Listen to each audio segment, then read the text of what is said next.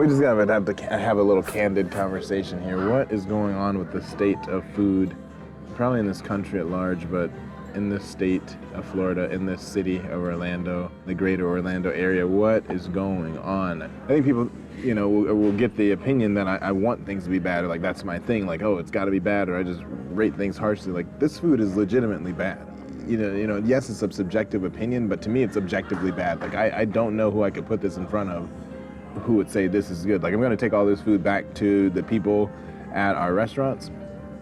I will be shocked if any of them thinks this is like a fine meal. I've shared with Philip every single thing that I've eaten in this barbecue battle thus far, right? And our opinions have been mirrored, and it doesn't matter. Like, I'm not looking for his opinion on anything. It's not coming on the camera. It's not coming as a part of the review. The food is not good.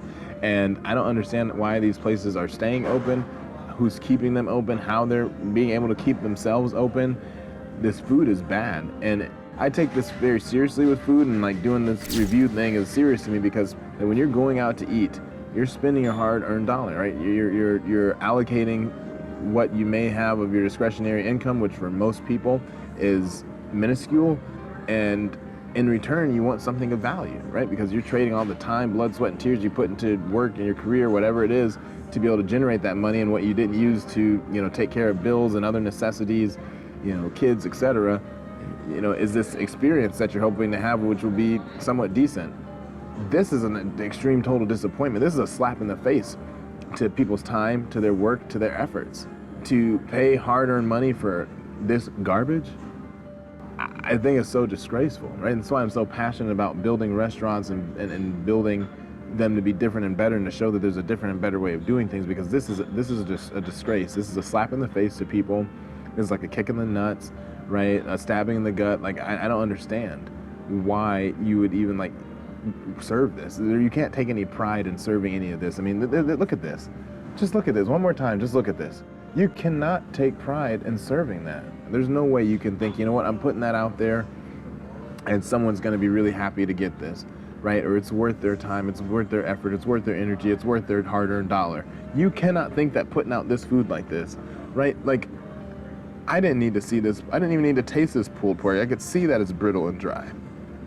The person who put it on the plate could see that. The person who pulled it out the oven or wherever it came from could see that. Why are we doing this like this? Like, what's the point? To what avail? Like, that's what I'm trying to really understand from this thing, and really going on this whole thing as an exploration to see, like when does it end? When does it end? When do people start to say enough is enough? When do some of these places start to try to fight back and reclaim themselves and reclaim some sense of pride in what they do, what they set out to create, and say, hey, I need to do better. This needs to be better. Like, the reason this place is empty is because all this food sucks.